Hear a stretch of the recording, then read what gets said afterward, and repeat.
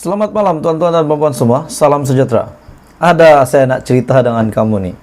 Rupanya di sebalik kehebatan Perdana Menteri Malaysia kita yang ke-10 yang baru saja angkat sumpah, rupanya di sebalik kehebatan dan kepimpinan Datuk Seri Anwar Ibrahim, tiba-tiba satu berita yang mengejutkan saya. Saya tak setuju sebenarnya kenyataan ini daripada Astro Awani. Bukan saya tak setuju dengan Astro Awani, tapi saya tidak setuju dengan isi berkenaan dengan berita ini, bahwa seseorang ini, satu pihak ini tidak bersetuju dengan Anwar Ibrahim. Tuan-tuan dan puan-puan, saya nak tanya kamu tuan-tuan dan puan-puan semua, sahabat-sahabat semua, dan kepada subscriber. Jangan lupa tekan butang subscribe supaya kamu tahu isu-isu penting, isu-isu politik di dalam Malaysia. Hari ini saya baca berita ini yang mengatakan seorang ahli parlimen ini tidak menyokong Anwar Ibrahim. Sekaligus saya boleh katakan dia bukan tarik sokongan lah, tetapi dia tidak menyokong. Saya boleh kata juga lah dia tarik sokongan, sebab dia tidak menyokong kerajaan perpaduan. Jadi mengejutkan saya, kenapa dia tak sokong Anwar Ibrahim? Kenapa dia tak sokong Perdana Menteri ke-10 Malaysia? Hari ini daripada Astro Awani, hanya seorang ahli parlimen Sabah tidak menyokong, tidak sokong Anwar, kerajaan perpaduan. Rasmi berita ini, dua ahli parlimen Parti Kesejahteraan Demokratik Malaysia, Demokratik Masyarakat, KDM sah menyertai kerajaan perpaduan di tadbir Perdana Menteri Datuk Seri Anwar Ibrahim. Mereka ialah Datuk Wetrum Bahanda, ahli Parlimen Kota Marudu, serta Ridwan Rubin, Parlimen Tenem. Turut menyatakan sokongan ialah calon bebas.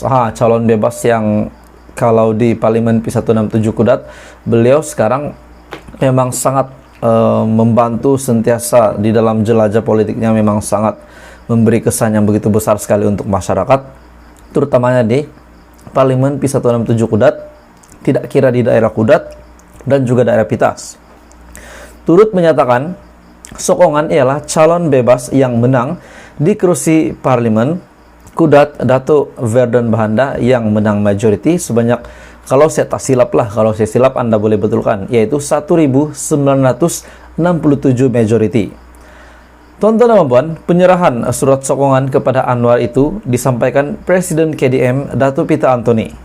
Dalam satu kenyataan di Facebook, Peter percaya pelantikan Anwar Ibrahim akan dapat menyelesaikan kemelut politik yang berlaku dan mengembalikan kestabilan politik negara.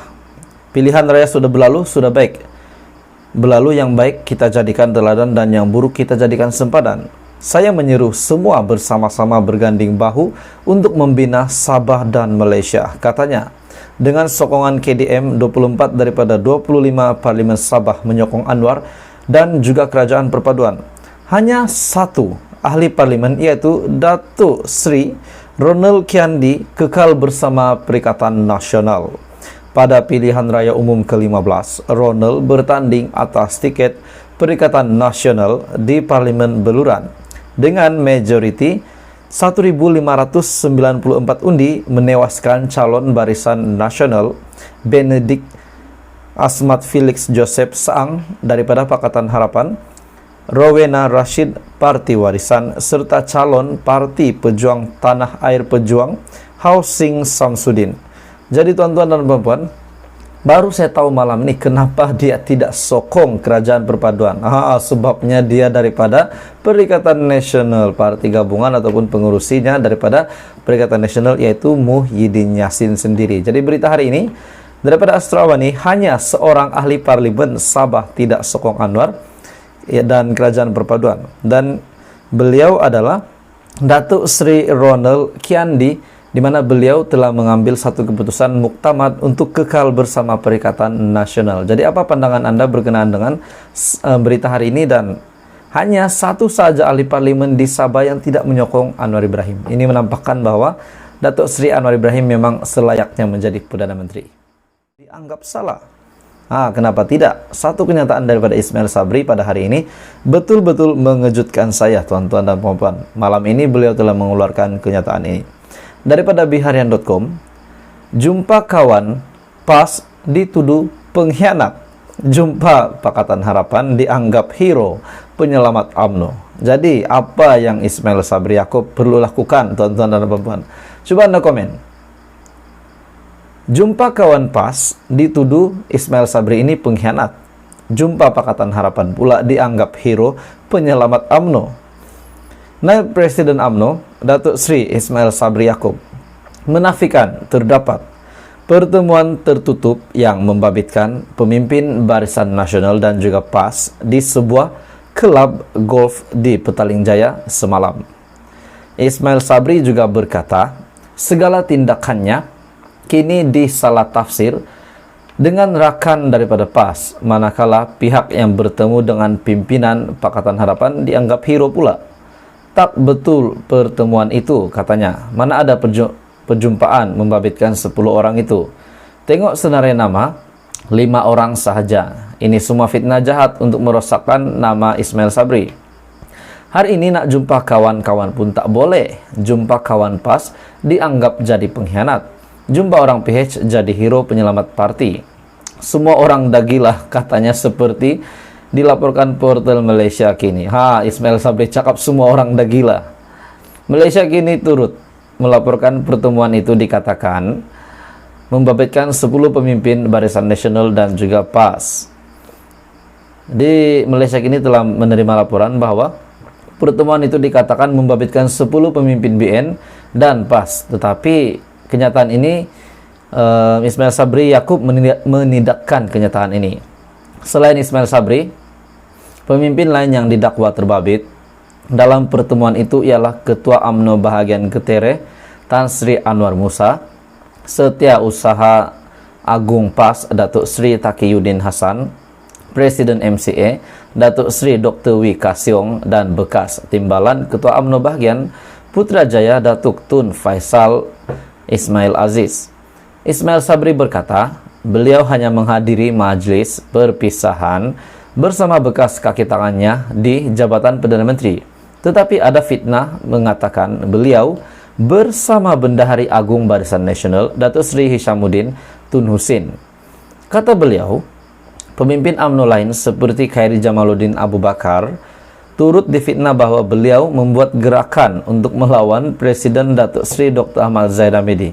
Banyak sangatlah berlaku pada UMNO ketika ini. Tapi akhirnya Ismail Sabri menidakkan bahwa beliau ada berjumpa dengan terlibat dalam perjumpaan 10 orang itu, termasuk pemimpin BN dan juga pemimpin PAS. Dan tiba-tiba lah pula pemimpin UMNO lain, contohnya Khairi Jamaluddin, turut difitnah bahwa beliau juga membuat gerakan untuk melawan Presiden Datuk Sri Dr. Ahmad Zahid Hamidi. Sekarang ini, kerana nak sokong orang lain, bentuk kerajaan dan angkat orang jadi Perdana Menteri, pemimpin UMNO memaki hamun sesama sendiri dan memecah belahkan UMNO, katanya. Terdahulu terdapat terdapat kabar angin berhubung perjumpaan di Tropicana Golf Resort yang diberi julukan Langkah Tropicana itu tular di media sosial, disertakan dengan beberapa gambar yang didakwa direkam ketika pertemuan itu. Sementara itu, Wee Ka Siong pula menerusi hantaran di Facebooknya menzahirkan rasa kesal kerana difitnah, kononnya terbabit dalam pertemuan itu. Jadi sebenarnya pertemuan ini ada atau tiada?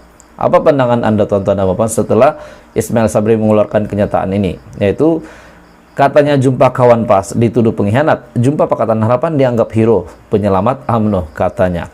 Jadi dalam pada itu, Khairi Jamaluddin juga turut difitnah beliau memulakan gerakan untuk menyingkirkan Presiden Barisan Nasional Zahid Hamidi. Beliau juga berkata, hanya bertegur sapa dengan Ismail Sabri sebelum 2 rakannya tiba dan terus masuk ke Chinese restaurant apabila 2 rakannya tiba. Itu adalah kenyataan daripada Wee Ka Siong. Wee Ka Siong membuat kenyataan itu. Jadi tuan-tuan dan puan, apa komen Anda berita hari ini? Adakah ini satu kejutan untuk Ismail Sabri Yaakob? setelah beliau bukan lagi Perdana Menteri, ini pula terjadi kepadanya. Jadi tuan-tuan dan puan-puan bersama di dalam channel ini, jangan lupa tekan butang subscribe untuk kamu tahu apa episode seterusnya politik di Malaysia.